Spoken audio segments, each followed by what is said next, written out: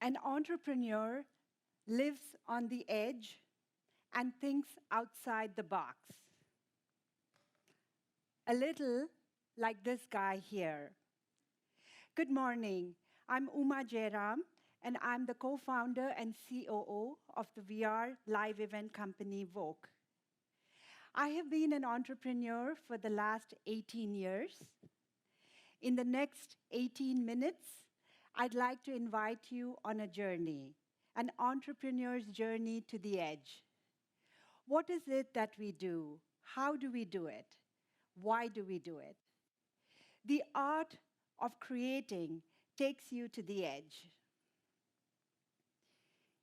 In the spirit of thinking outside the box, I thought I would make it a little bit more exciting for you all.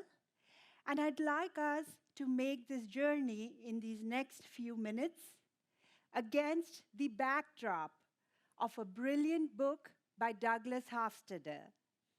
Some of you in AI and computer science know this as a very influential book. And if you don't, that's okay. I'm going to introduce the characters and also show you the relevance of this particular book and these characters to our journey, because after all, we are doing this in a way, thinking outside the box. The name of the book is Godel, Escher, Bach. And you might be thinking, if you've never heard these names before, you're thinking, Godel who? You see, I've also been a professor for many of those years that I've been an entrepreneur. And if I had my students in this audience here today, 3 hands would go up and they would say, Professor, is this Gödel guy going to be on the quiz? And so no, there's no quiz here. Let's just enjoy the journey. And then I'm sure you're thinking to yourself, Escher, isn't he the guy that did those interesting drawings? You're right. And then most of us at least have heard of Bach and his music, even if we can't read and perform his music. And so let's see what is the relevance of these as we go along with on our journey here. I'd like to show you a little bit about my world in VOKE, my team. I'm not able to do anything that I do today, but for this fantastic team supporting me. Essentially what we have here, some of you might be familiar. So this is a VR headset. And interestingly, this comes out, and then you take your phone, just your regular, in this case, a Samsung phone, and you just put that right in. So that forms the display for this headset device. This is just one type of a VR headset device. There are other devices, other types, all very good. And so then once you slip that in here, so for example, if you I just wanted to show this to you. Once you put that in, you then put this on, look around, and then in this world, if I was to put this on, if I was to give this to you here today, you would then not be in this audience, you would not be listening to me necessarily, but you would be in your own world immersed, and you could look at whatever it is that you were watching through this.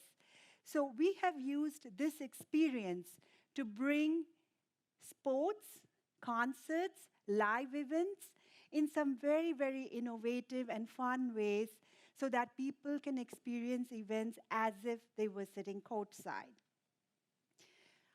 I will try to show that just a bit on this. So here, it just shows you the footage that we have captured.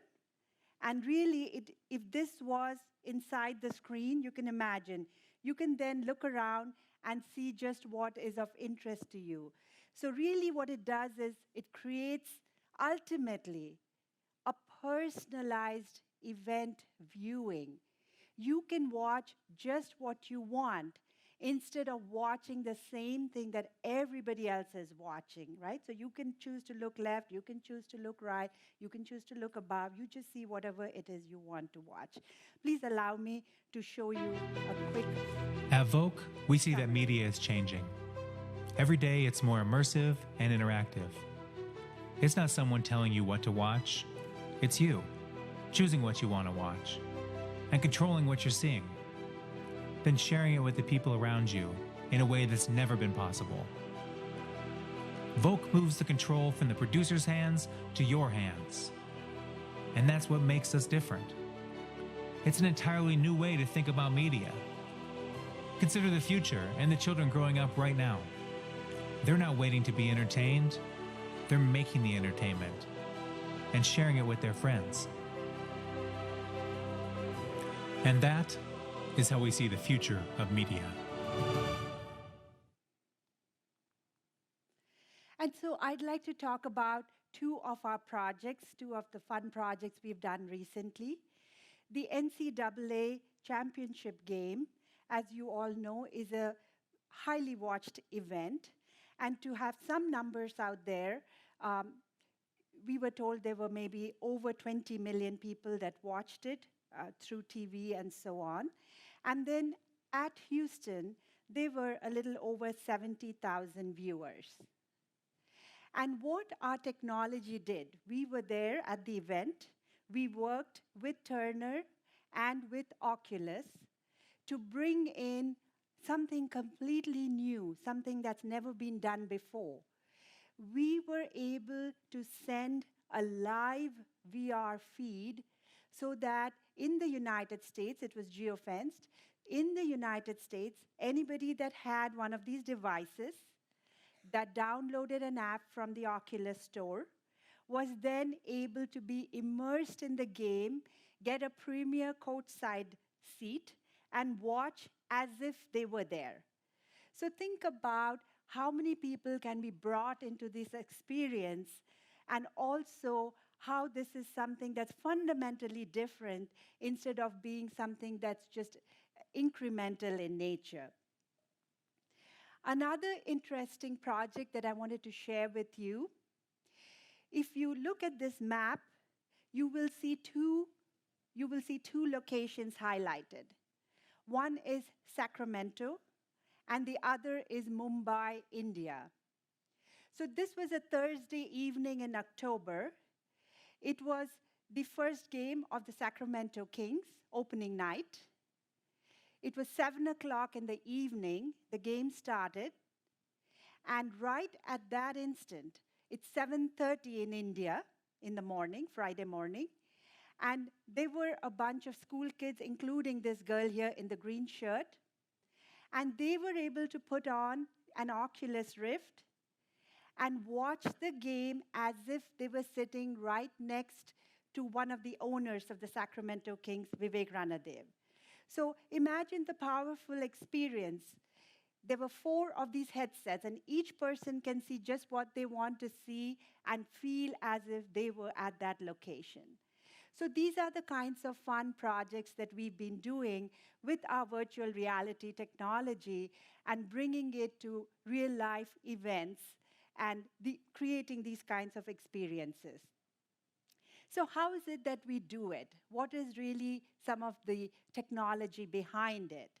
As you can imagine, this has taken years to create. We started out, I've co-founded the Virtual Reality Lab at Washington State University in 94, 95. We did a lot of work in bringing VR to engineering problems. So for example, if you're sitting in a truck cab, if you want to do simulations, you want to come up with some new dashboards, new steering wheels, new hoods, what does it really feel like? How can you create that sense without creating physical prototypes? So that's where we brought the world of virtual reality into engineering applications. And then we solved many other problems like that: ergonomics, reach, what-if scenarios, virtual assembly. So having gone through that journey, we then, with a group of people, we came up with this thought of how can this be applied to live events. So as you can see, the world is very different. Instead of coming up with computer graphics and CAD models and so on, now it's real life. And how do you make a VR experience relevant to real life?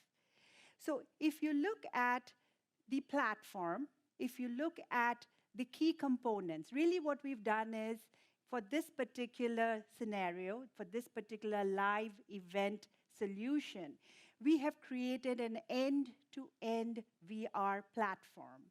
And what that means is, from the beginning to the end, we provide all the pieces that are needed. In an attempt to distill and just give a very simple message, I have essentially put up here 2 of the fundamental units that you need to get right. As you can imagine, below each of these, there are many, many hierarchies and a lot of technical problems that need to be solved. But essentially, you need to be able to capture this live event in the best possible way, a panoramic view of that with stereoscopy, with live stitching, because really you want all this to be sent out in real time, not after a week or not after a month, as the event is going on. So you need to be able to produce that live VR feed, and then you need to be able to send it out, and then you need to provide for people to be able to download this, whether this be at their home or whether, whatever be the provision that you have made. And so if you look at some of the actual technical problems that need to be solved, I've just put a few up there, just for you to get a sense that we actually have experts working on each of these areas, multiple areas, bringing a lot of this together. I now ask you to step with me into that world that I promised, where I said as a backdrop, we will have some of these some of these characters from the book and so on, helping us understand the entrepreneur's journey. So Gödel was a famous mathematician, and like all famous mathematicians, I should say maybe most, ultimately it gets into the realm of philosophy. And so he had a lot of contributions, and my job here is not to talk about that. But essentially, I bring that up in a way to tell the story that mathematics and that kind of a fundamental underpinning is so important for this journey and for the success of what we do. And in our own world, I'd like to put up this equation. This is something that we had on our whiteboard, and this is really 101 when it comes to computer graphics and when it comes to the VR world. We are always talking about different coordinate systems and frames, and how do you go from one coordinate system to the other. And so this kind of a matrix manipulation is really 101. And so we had this up on the board. We had an intern, and we were talking about some of these. And then our CFO walks in, and he looks at this equation. He shakes his head, and he said, in finance, this is the equation we live and die by. And he said, you see, C actually has a color. And he said, black is good, and red is bad. And as you can imagine, it just shows that when you have your revenue, you have your expenses, ultimately you have your profit, and so you better make sure that you're keeping your books in a healthy manner. And I make this point because we need to be grounded in reality.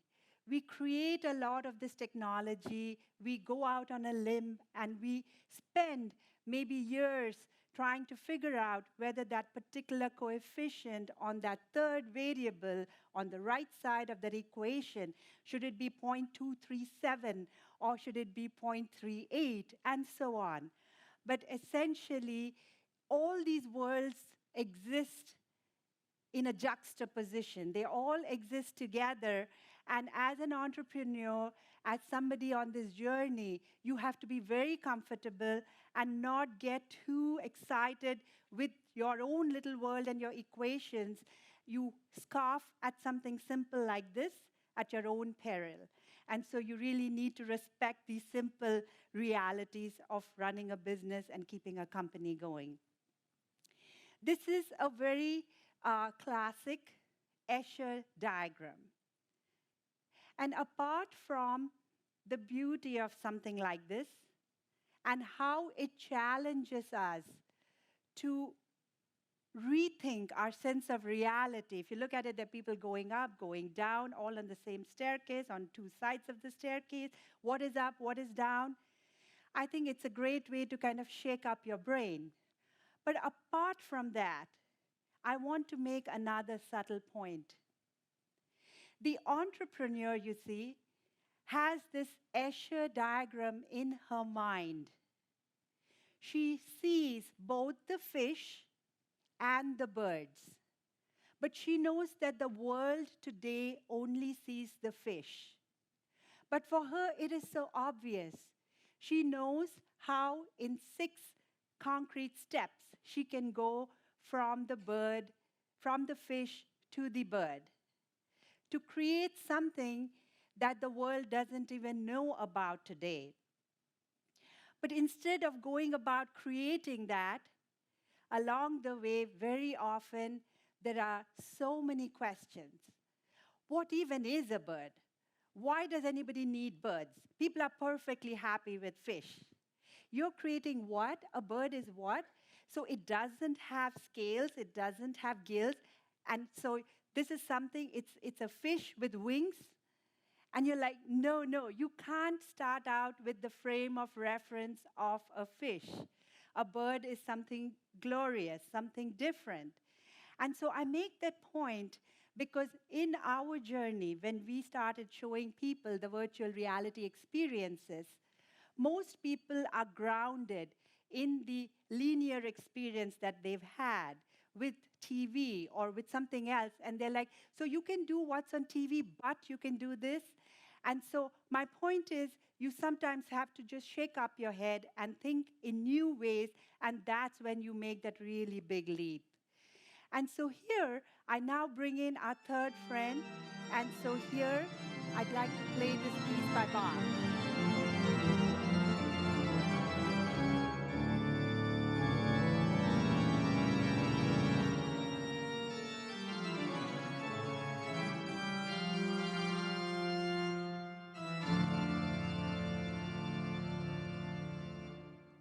So how did that make you feel? It was about the experience, right? Whether you could play, whether you could read the music, when you see it, it's about the experience. And we've realized that in what we create, the virtual reality experiences, it's about the experience, and you really want to get that right. In his book, and the reason I chose that as a background for this, Hofstadter talks about ultimately bringing all of these concepts together to show how animate beings, I should say, come out of inanimate things. Very, very profound.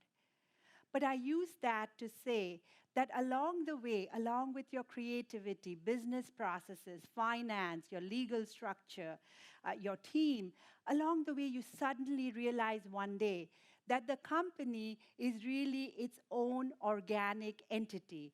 It's standing on its own. It's no longer about you. It's no longer about you as an entrepreneur. And the day you're ready to have that realization and let it go and let it stand on its own is the day when you truly have arrived and you're ready to now move on to the next stage. And so I'm very excited to also talk about concepts of intelligence. We need the intellectual intelligence, we need the emotional intelligence, and the social intelligence. And all of these come together.